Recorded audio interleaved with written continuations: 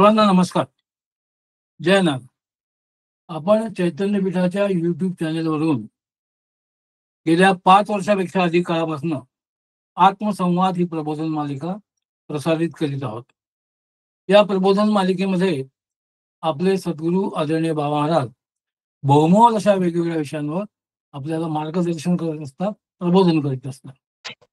गेल्या सुमारे 59 पुष्पांपासून आदरणीय बाबा महाराज श्री दत्त पुराण याविषयी प्रबोधन करीत आहेत. मागच्या पुष्पात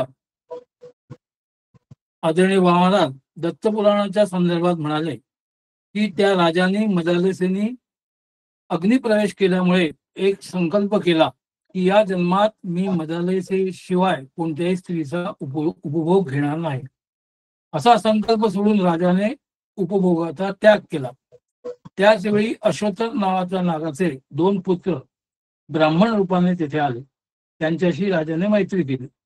बुद्धिवान, पराक्रमी, सुंदर असलेल्या त्या राजाला पाहून ते दोघे नागपुत्र त्याच्याशी आनंदाने क्रीडा करू लागले. त्या राजालाही त्या दोघांशिवाय करमेना. त्याचे पत्नी विरहाचे दुःख पाहून ते दोघं नागपुत्र खिन्न झाले. ते पाहून त्या नागपुत्राच्या पित्याने त्या खिन्नतेचे कारण विचारले तर ते सांगते झाले. त्यावर पिता म्हणाला, मित्रांनी मित्रावर अवश्य उपकार करावा. मला तुमच्या मित्राचे कोणते कार्य करायचे ते सांगा, म्हणजे मी प्रयत्न करेन. तेव्हा त्या मुलांनी पित्याला सांगितले की मदालसा नावाची गंधर्व कन्या त्याची पत्नी होती व मायावी दैत्याने तिला फसवल्यामुळे तिने अग्निप्रवेश केला. तेव्हा तिच्या पतीने मी कोणत्याही दुसऱ्या स्त्रीचा उपभोग घेणार नाही अशी प्रतिज्ञा केली. हे आमच्या मित्राचे मत कार्य कोणत्या उपायाने सिद्ध होईल. आदरणीय बाबा महाराज इथे म्हणाले की या ठिकाणी महाराजांनी एक सूत्र सांगितले आहे. महाराज असे म्हणतात की सर्व इंद्रियांचे निधान असलेला देहाभिमानी आत्मा उपभोग घेतल्यामुळे शांत वासना रहित होतो. वासना रूपी अग्नीने पराधीन होऊन नष्ट होतो. तिचा म्हणाला, प्रयत्न करणे योग्यच आहे. दैव हे अनाकलनीय असते. त्याच्या कार्यासाठी मी खरोखर तपश्चर्या करून प्रयत्न करीन. महाराजांनी इथे असा संदेश दिला आहे की प्रयत्न करूनही कार्य सिद्ध झाले नाही तर त्यामध्ये मानवाचा दोष नाही. तरी पण प्रयत्न करणे बिलकुल सोडू नये. हे अतिशय महत्वाचे आहे. वेदांतामध्ये एका ठिकाणी चरेवेती म्हणजे चालत राहा, कधीतरी तुमचे इप्सित साध्य होईल असे आदरणीय बाबा सांगतात. ते पुढे म्हणाले की गीतेने प्रत्यक्षच सांगितले आहे की गीताभ्यासाच्या अभ्यासाने तुम्हाला या जन्मात यश मिळाले नाही तरी या अभ्यासामुळे पुढच्या जन्मात उत्तम कुळात जन्म होतो व तो योग भ्रष्ट आपले कार्य पुढे चालवत राहतो. माऊलीने असे म्हटले आहे की बाळपणीच सर्वज्ञता वरी ते वयाते, त्याला लहान वयातच जणू काही सर्व ज्ञान प्राप्त होते.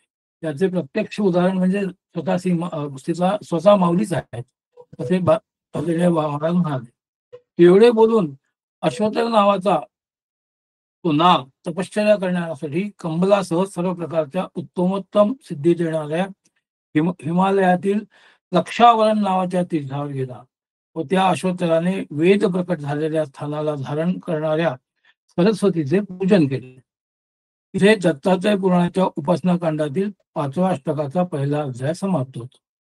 इथे आदरणीय महाराज म्हणाले की आपल्या डोळ्यासमोर नाग म्हटलं की साप येतो. सर्व सर्पजात समोर येते. नेमका नागलोक काय आहे याबद्दल आपल्याला उत्सुकता असते. नागपूरला नागभूमी म्हणतात. पूर्वोत्तर भागात नागालँड नावाचा भाग आहे. पूर्वीच्या काळी याला नागलोक म्हणायचे. इथले लोकही विद्वान होते. त्यांची स्वतःची संस्कृती होती. त्यांचे स्वतःचे असे राज्य होते. वेळ प्रसंगी ते देशाटन करीत असत. उत्तम पद्धतीने ते तपश्चर्या करायचे. पुढील अध्यायाबद्दल ते सुरुवात करताना म्हणतात की कंबल व अश्वत्थर स्तुती करतात व म्हणतात की हे सरस्वती, बाल वचनाप्रमाणे हे माझे स्तवन तू स्वीकार कर. हे आई, अधिष्ठान रूप असलेल्या तुझ्या ठिकाणी हे सत कार्य कारणात्मक विश्वप्रमाणे भासते. म्हणजे ते म्हणतात की हे सरस्वती, तूच सत आहेस व हे सारे विश्व हा भ्रम आहे, भासमान आहे असे आदरणीय बाबा महाराज म्हणतात.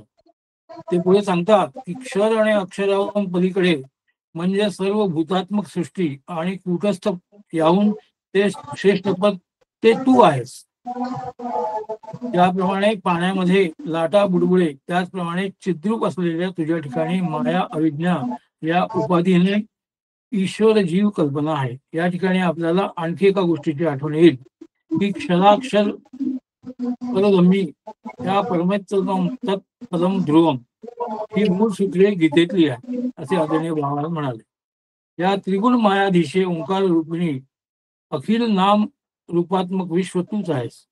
या जगाचे मंगलही तूच आहेस. हे क्रिया विकार वर्जित आणि ज्ञान ऐश्वर्याधिकाने अर्जित असून अर्धमात्र आहे. ते तुझे रूप आहे.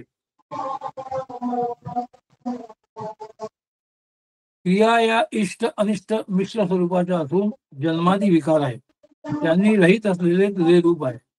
मार्कंडेय पुराणात रूपाचे वर्णन करताना अधर्म मात्रा स्थिता नित्या हे वचन आले आहे. मार्कंडेय पुराणातील हा महाराजांनी संदर्भ घेतला आहे. मार्कंडेय पुराणाविषयी आदरणीय सांगतात की दुर्गा सप्तशती हे मुळामध्ये मार्कंडेय पुराणातील 700 श्लोक आहेत. अलर्को मदालसा ही कथा ही त्यातलीच आहे. पुढे 7 पाक यज्ञ, 7 हवी यज्ञ, 7 सोम यज्ञ त्या सर्वांची तू साधनभूत आहेस. असे 21 प्रकारचे यज्ञ आहेत. स्वर आणि व्यंजनाची कारण असणारी तूच आहेस. म्हणून हे सरस्वती देवी तुझी स्तुती देवांनी केली नाही काय? वेदशास्त्रांना धारण करणाऱ्या देवी तू सर्वांचे कारण असून रक्षण करणारीही आहेस. ज्याने सर्व काही व्यापले आहे ते तुझे स्थान समर्थ असलेल्या भक्तांनी मिळवले आहे. हे आई, एक लोकात जे स्थावर जंगनात्मक विषय आहेत त्याची प्राप्ती तुझ्या प्रसादानेच प्राप्त होतात. त्याला प्रमाण वेद आहे. हे बुद्धी रक्षके यज्ञ क्रियाशालिनी सरस्वती तुला नमस्कार असो. स्वतःच्या हृदयात वास करणाऱ्या सरस्वती देवी प्रसन्न हो. अशा प्रकारे स्तवन केलेली ती विराट रूपी आत्म्याची जीवा लोकप्रिय वचनाला प्रेरणा करणारी ती सरस्वती प्रकट होऊन म्हणाली, मी संतुष्ट झाली आहे. वर्मा इथे पुरुष सूक्तातला वर्णनाचे आदरणीय बाबा महाराजांनी उल्लेख केला.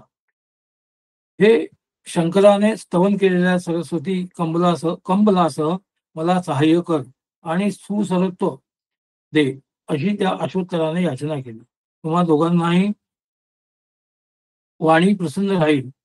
तुमचे उत्कृष्ट दिव्य नाद आणि रहस्याने युक्त असलेले स्तोत्र स्खलनशील वाणी आणि बुद्धिमान यांना दूर करणारे हो, अशी सरस्वतीने त्यांना आशीर्वाद दिला. इथपर्यंत आदरणीय बाबा महाराजांनी आपले प्रबोधन फार सुंदररित्या सांगितलं. मी बाबा महाराजांना विनंती करतो की आजच्या प्रबोधनाला त्यांनी सुरुवात करावी. नमस्कार.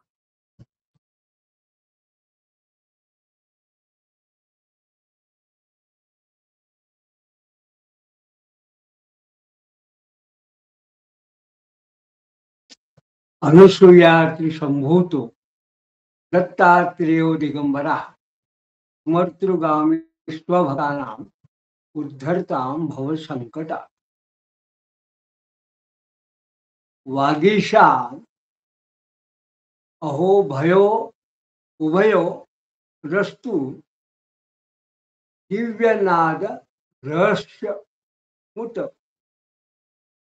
स्तोत्र चा अस्तु सखरादिष्ट वधी जाड्यादी हरम पिदम. म्हणजे सरस्वतीनी त्या अश्वतराला आणि कंबल अशी ते दोघं होते. त्यानं दोघांना असा आशीर्वाद दिला की तुम्हाला दोघांनी वागीश, जे वाक आणि ईश, प्रत्यक्ष वाणीचा जो ईश्वर आहे तो तुम्हाला प्रसन्न असो. आणि तुम्ही जे आतापर्यंत हे जे उत्तम असं स्तोत्र केलं आहे, दिव्य नाद आणि रहस्याने युक्त जे स्तोत्र, या स्तोत्र अशा पद्धतीचं स्तोत्र वाणी जी काही वेळा घसरते, बोलताना माणूस घसरतो, त्याला स्खलनशीलता असं म्हटलंय. ती जी स्खलनशील वाणी आहे तिचा तो दोष सुद्धा दूर करणारा तो दूर हो, आणि बुद्धिमांद्य यांना सुद्धा हे सुद्धा तुमच्या ठिकाणी असताना ते दूर हो, अशा पद्धतीनं सरस्वतीने या अश्वत्थामाला आशीर्वाद दिला. आणि त्यानंतर मग ती सरस्वती गुप्त झाली. महाराज असं सांगतात, इत्युक्त्वा अंतर्ददे सा तौ कैलास जग्म द्रुतं सुस्वरं चैव सांगाढ्यं माधुर्यं स्वर्णमुत्तमं कलंकालोचितं गीतं तथानद्भक् धनार्युक दिव्यं मनोहरं तंत्री लययुक्तस्य कंबलाः. पुढे श्रीसंध्यं नियतो हृद्यं जगो देवी प्रसादताः मंद मंदम हरश्रुत्वा सुगीतेन सुतोषः. म्हणजे सरस्वती जेव्हा गुप्त झाली तेव्हा ते दोघं म्हणजे अश्वत्थर आणि कंबल ते कुठे गेले तर हे कैलासावर गेले. मग या अश्वत्थराने कंबलाच्या बरोबर कंबलासह त्यांनी काय केलं, तंत्री लययुक्त कंबलम म्हणजे तंत्री म्हणजे वीणा,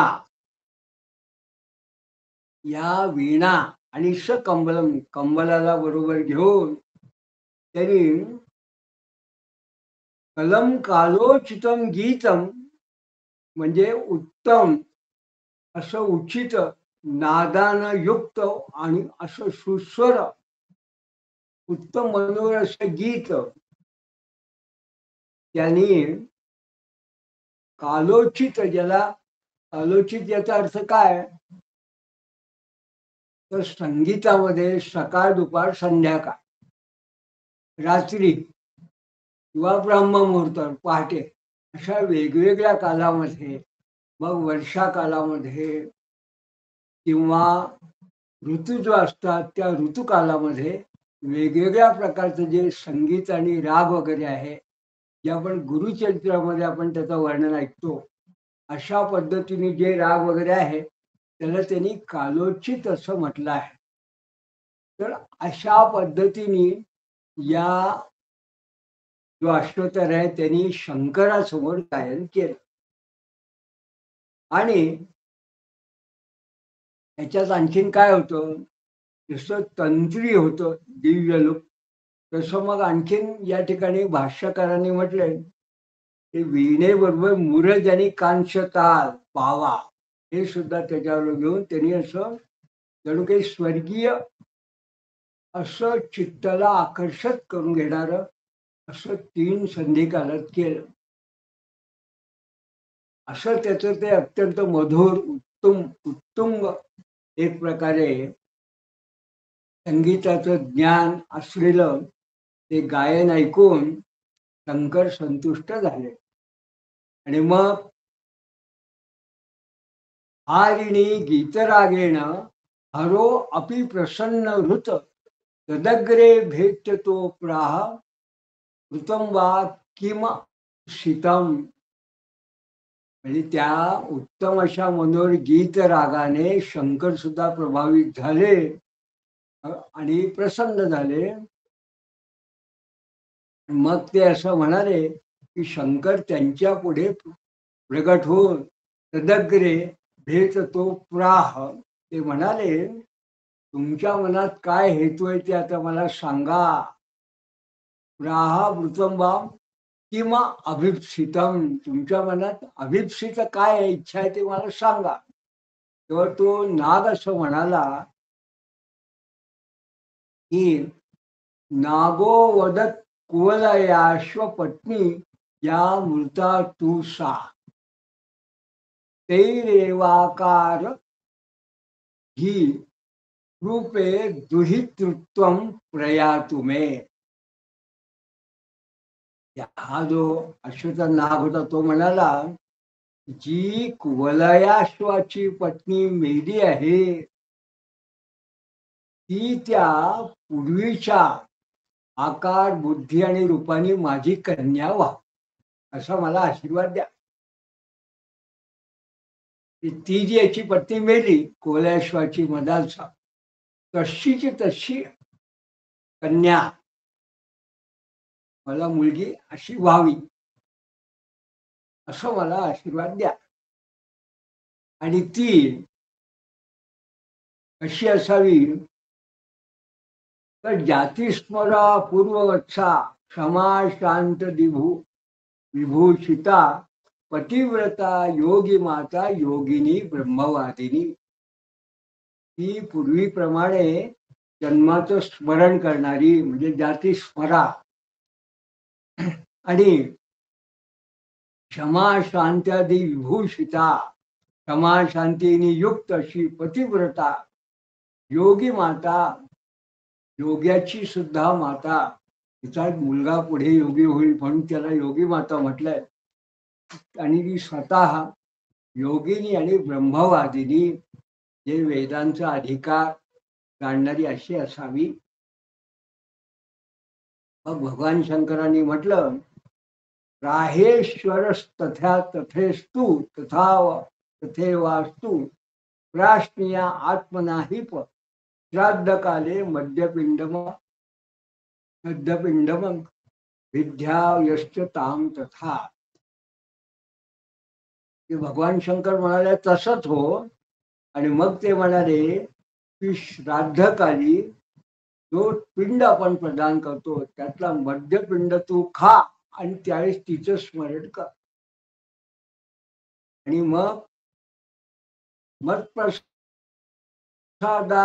यथापूर्व नागेंद्र भवितैव सा इत्युक्त्वा प्रययाधीश तदा माप्य चतुरष्टतौ.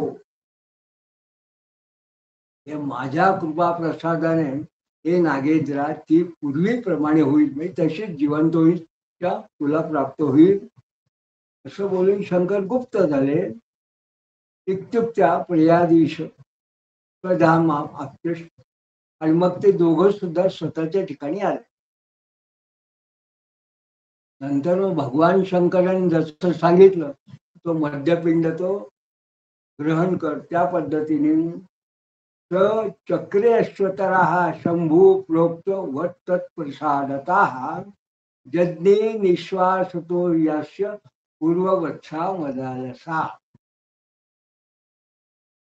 जे नंतर अश्वतराने शंकराच्या वचनानुसार जे कर्म केलं तेव्हा शंकराच्या जणू काही कृपा प्रसादानं अश्वतराच्या निश्वासापासून यज्ञे निश्वासतो यथा अश्य यथा त्याच्या निश्वासापासून पूर्ववत्सा मदालसा, ही पूर्वीसारखी ती मदालसा उत्पन्न झाली. ताम तावरोधने स्त्री धीर उक्तामास्थाप्य यत्ततः पुत्रो प्राहि कदानीतम मित्रम नृपती मेहेती स. मग त्यांनी त्या मदालसेला अंतपुरात स्त्रियांकडून प्रयत्नपूर्वक गुप्तपणे ठेवून स्थाप्य यत्नतः तिला गुप्तपणे ठेवलं. आणि मग आपली जे मुलं होते त्या मुलांना तो म्हणाला एकदा तुमच्या त्या निरुपमित्राला इथे आणा. मित्रम निरुपमी हेती स, त्याला इथे घेऊन या, तो जो राजा आहे त्याला. तथेत्युक्त्वापि तो विप्ररूपिणा वेत्य भूलतम ऋतुध्वजेच्छति द्रष्टुम तातस्तो त्वेति चोच्चतुः. त्या दोघांनी सुद्धा ठीक आहे असं म्हणून ते दोघं नागपुत्र ब्राह्मण रूपाने भूतलावर येऊन असं म्हणाले हे ऋतुध्वजा द्रष्टुम तातस्तो त्वेति चोच्चतुः. आमचे बाबा तुला पाहण्याची इच्छा करतात आहे. हे दोघं नागपुत्र त्या ऋतुध्वजाला म्हणाले. तेव्हा वाढमित्युदितो तेन सहतो गोमती गतौ नदी मध्या नृपो नीतः पाताळं विस्मृतो भवत. उत्तम असं त्या ऋतुध्वजाने म्हटलं आणि त्याच्यासह ते दोघे गोमती नदीवर गेले आणि मग नदी मध्या नृपो नीत आणि नदीच्या मध्यभागून त्या दोघांनी पाताळात नेला. तो राजा चकित झाला. तावत कालम नृपोमेने वानप्रस्थात्मजो तुतो तदेव भजगो दृष्टा सो पृच्छ कौ युवामिती. म्हणजे तोपर्यंत त्या दोघांना तो राजा एखाद्या वानप्रस्थ पुरुषाचं पुत्र असं समजत होता. कोणतरी वानप्रस्थी आहे, त्याचे हे दोन मुलं आहे असं समजत होता. पण त्यावेळी जेव्हा त्यांनी प्रत्यक्ष जंग रूपात जेव्हा त्यांना पाहिलं तेव्हा सांगितलं, तुम्ही कोण आहात?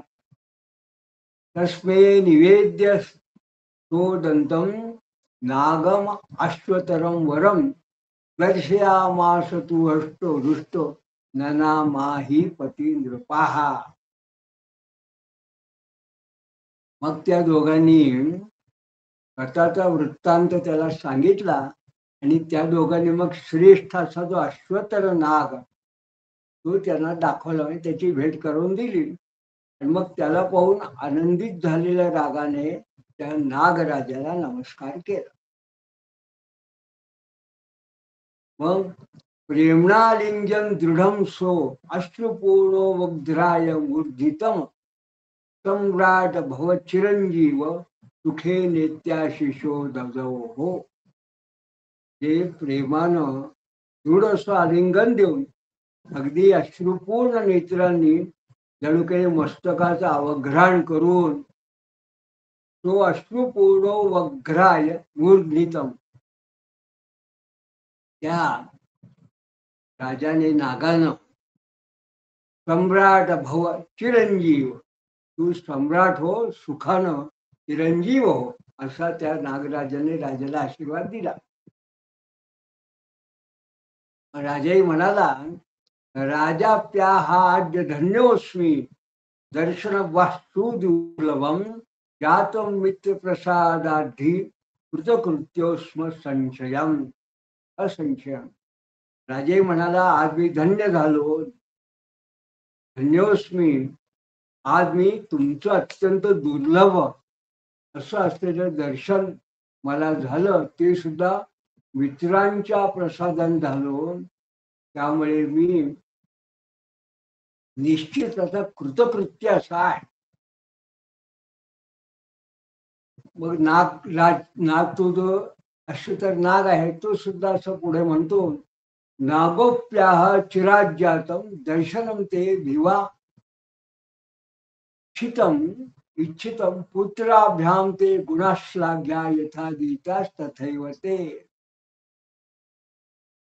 नागराजा म्हणाला, बऱ्याच काळापासून माझी इच्छा होती तसं तुझं दर्शन झालं, तुला पाहिलं आणि दोन्ही मुलांनी जसे तुझे क्षमा वगैरे सगळे जे गुण सांगितला, पुत्राभ्याम ते गुणाश्लाघ्या, तुझ्या गुणांचे जे त्यांनी वर्णन केलं, यथा गीता तथैव ते, तसे ते तुझ्या ठिकाणी ते गुण आहेत असं मला लक्षात आलं. मग हा राजा असं म्हणतोय, हा नागराजा या कोल्याश्वाला, यदेविष्टम वृणीश्वत्तम वरदम विद्धिमाम नृप युक्त्वा स्व ब्रविद राजा नत्वा अश्वतरा मादरात. जो मनात असेल तो वर माग. यदेविष्ट वृष्णत्तम, जो वर माग. राजा, तू वर देणाऱ्या मला जाण, तू राजा, तू लक्षात घे, मी वर तुला देऊ शकतो. असं बोलून तो राजा अश्वतराला आदराने नमस्कार करून म्हणाला, प्रसाद्वाहा पितृराष्ट्रे संतर्थ्या मे अखिला प्रभो धर्मे मतिर्भवतु मे पितृदेवा तिथीष्वपी. तुमच्या कृपाप्रसादाने माझ्या वडिलांच्या राज्यात माझे सर्व अर्थ विषय म्हणजे जे काही सुबत्त आहे ते सगळं आहे. तेव्हा आता धर्मे मतिर्भवतु मे पितृदेवान तिथीश्व अतिथी वा अपि. हे माझी मती माझी बुद्धी धर्म पितृ देव आणि अतिथी यांच्या ठिकाणी कायम सद्बुद्धी अशी असावी. पहा नागराजा म्हणाल तथास्तु तसंच हो. एवमस्तु अदृष्ट चेत ऋणीश्वेत युक्त एव सह दृष्ट्वा मित्रमुखं श्रेष्ठं वक्तु होत गीतध्वज.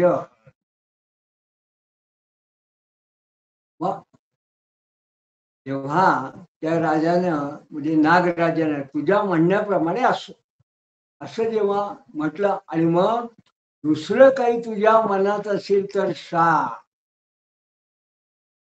असं जेव्हा त्यांनी म्हटलं तेव्हा तो जो ऋतुध्वज आहे ऋतुध्वज हा मित्रांच्या मुखाकडे पाहून आपली स्वतःची इच्छा त्याला सांगायला त्याला संकोच वाटला. तो लाजला.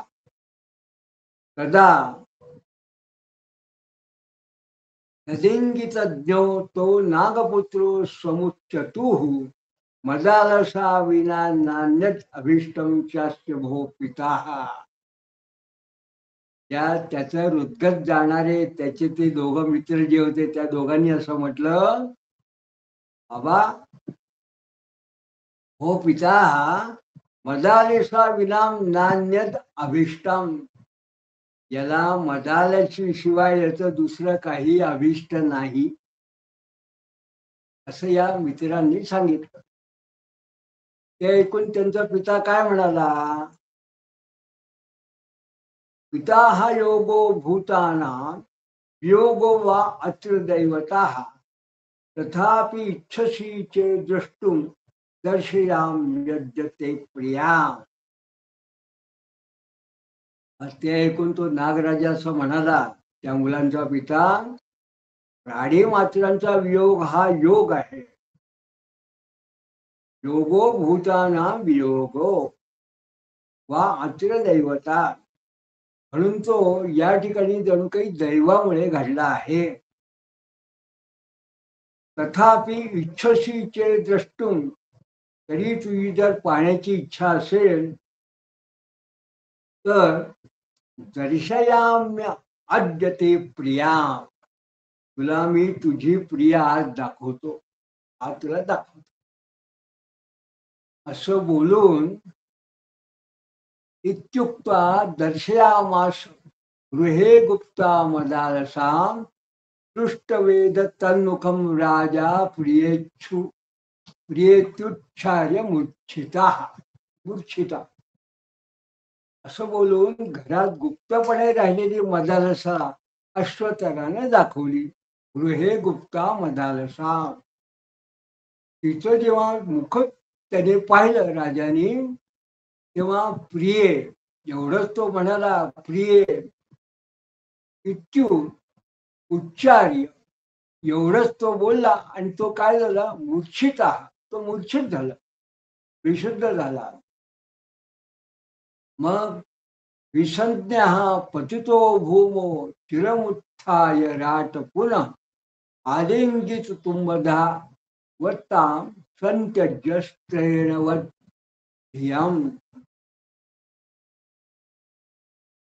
हे जमिनीवर बेशुद्ध पडलेला तो राजा विसंज्ञा पतितो भूमो बऱ्याच काळाने उठून राट पुन्हा एखाद्या स्त्रैण माणसाप्रमाणे स्त्रैणवत धियम एखाद्या स्त्रैण माणसाप्रमाणे जणू काही लाज सोडून आलिंगितुमत धावता. तिला आलिंगन देण्यासाठी जणू काही धावत सुटला. तेव्हा नागो निर्वाहार्य भूपम नित्या तम परिशांत्वयन मयेयं निर्मृता माया मां स्प्राक्षिर्धुती मावह. राजाला बाजूला करून न्याय्य मार्गाने त्याचं सांत्वन करून तो नागराजा म्हणाला, परिशांत्वयन म्हणाला, मी ही माया निर्माण केलेली आहे, मयेयम निर्मिता माया, आणि हिला स्पर्श करू नको. मां प्राक्षिर्धुर्मितावह, थोडा धीर धर आणि दूरात पश्य विदृक्षुरसे रुद्रांग नश्ये नश्ये स्पर्शनादिना त्वं तन्विचारशीलो अपि कथम मुह्यसी मायया. पाहण्याची इच्छा असेल तर तू लांबूनच पाह. स्पर्श आदीने ती ताबडतोब नष्ट होईल. तू विचारी असून सुद्धा मायेने कसा मोहित होतो. कथम मुह्यसी मायया. तर इत्यं सप्तेन प्रणयाद्विंचितो अपि निरीक्षमतां हा वल्लभे इति प्रोक्ता मूर्छितो निपपातको. तेव्हा अशा प्रकारे त्या नागाने प्रेमाने जणू काही त्याला फसवलं असं तो सांगतोय. तेव्हा राजा पुन्हा तिला पाहून हा वल्लभे इति प्रोक्ता, हे वल्लभे असं म्हणून पुन्हा मूर्छित होऊन पडला जमिनीत. विसज्ञं पतितं भूपं मा अश्वाश्वातरो वदत सावधानो भवे मां ते प्रिया स्वीकृ मा शुचो. एक बेशुद्ध पडलेल्या राजाची समजूत घालून अश्वतर म्हणाला, अश्वतरो वदत सावधानो भवे मां ते, सावधान हो, सावधान हो, भवे मां ते प्रियां स्वीकृ मा शुचः. तू या तुझ्या प्रियेचा स्वीकार कर, मा शुच, शोक करू नको. तस्मै तां विधिवदत्वा सरस्वत्यानुग्रहं श्रीशंकर प्रसादंच प्रशंसा अपि स्वचेष्टितम्. तेव्हा त्या राजाला यथाविधी मदारसा प्रदान करून जणू काही सरस्वतीची कृपा आणि शंकराचा प्रसाद आणि त्याचा स्वतः केलेला उपयोग, तर हे सर्व वृत्तांत त्या नागाने त्या राजाला सांगितलं. आणि मग मी जेव्हा वर मागितला होता तेव्हा या मदालसेला सुद्धा पुन्हा तिची पूर्वस्मृती असायला पाहिजे, हाही वर मागितला होता. तेव्हा त्याप्रमाणे मदालसापि तं कांतं प्रतिलभ्य ननंदतं मृतानपि पुनर्लब्ध्वा प्राग्वज्राजा अपि तां तथा. जे मदालसा सुद्धा त्या सुंदर पतीला प्राप्त करून आनंदित झाली. तम कांतम प्रतिलब्धम न नन आनंदंतम. आणि मेलेल्याही मदालसेला पूर्वीप्रमाणे प्राप्त करून मृताम अपि पुनर्लब्ध्वा, ही आधी मेलेली तर तिला पुन्हा त्यांनी प्राप्त केलं. राजा अपि ताम तथा, तर राजा सुद्धा आनंदी झाला. मग नमेकं नृपस्थित्वा पित्वा स्वाद अमृतं ततः नागान नत्वा तदा ज्ञप्ता स्वपत्नीको अश्व मारुहत. म्हणजे एक दिवस राहून दिनमेकं राहून गोड अमृत पिऊन पित्वा स्वाद अमृतम तत, अमृत पिऊन नंतर नागांना नमस्कार करून नागा नत्वा, त्यांनी आज्ञा दिल्यानंतर सदा ज्ञाप्ता, तो राजा स्वतःच्या स्वपत्नी को अश्वतरा, स्वतःच्या घोड्यावर आरूढ होऊन रूढ झाला.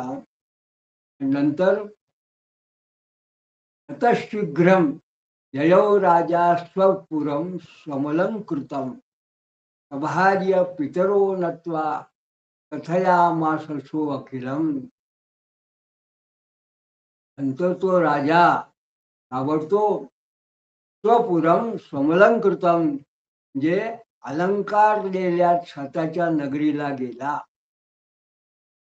आणि पत्नीसह त्यांनी आई वडिलांना पत्नीसह तो जेव्हा गेला तेव्हा सभार्य पितरो नत्वा आई वडिलांना ते नमस्कार करून त्यांनी सगळा जो वृत्तांत होता कथया माससो अखिलम त्यांनी तो वृत्तांत सांगितला. आणि मग दृष्ट्वा मदालसां तन्वी वयसा वपुषा अपीच पूर्ववत शशुरो पौरा अपि जन्वा अधिरे खिला जन्मादिरे खिलाहा. जे वयानं आणि शरीराने पूर्वीप्रमाणेच असलेल्या सुंदर असा त्या मदालसेला पाहून पूर्ववत शशुरोपौराहा सासू सासरे आणि सर्व नागरिक हे आनंदून गेले. राष्ट्रे ध्वजपताकाढ्ये भूषिते च सुतोरणे सुगीत नृत्यवादी अत्रे समभूत उत्सवो महान.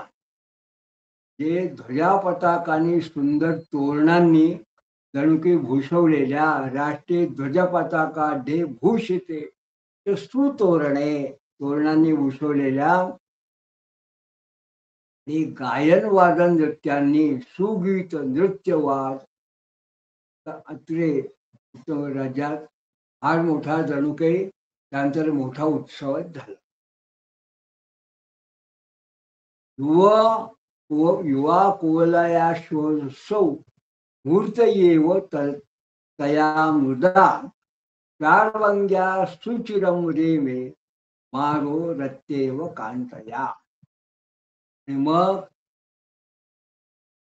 सुंदर असाचा रती म्हणजे त्या मदालसेसह मदनाप्रमाणे तो तरुण कुवलयाश्व राजा त्या सुंदर मदालसेसह आनंदानं रंगून गेला.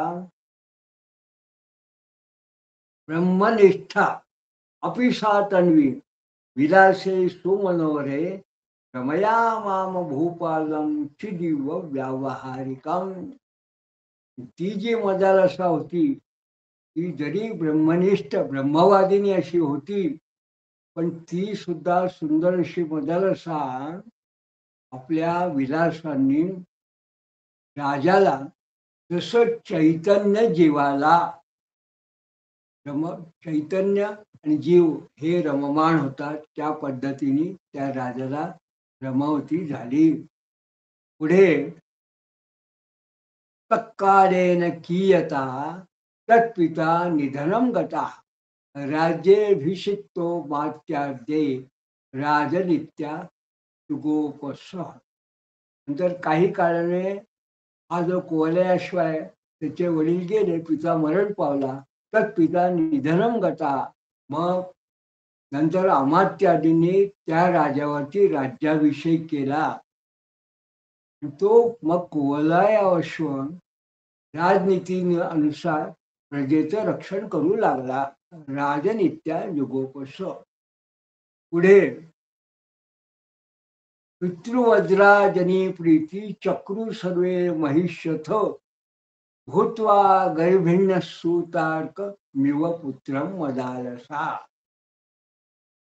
जे पुढे सर्वजण वडिलांप्रमाणे राजावर प्रेम करू लागले. पितृवज्रात जनी प्रीती चक्रू सर्वे महिष्यथ. त्या राजाला सगळे वडिलांसारखं मानायचे, प्रेम करायचे.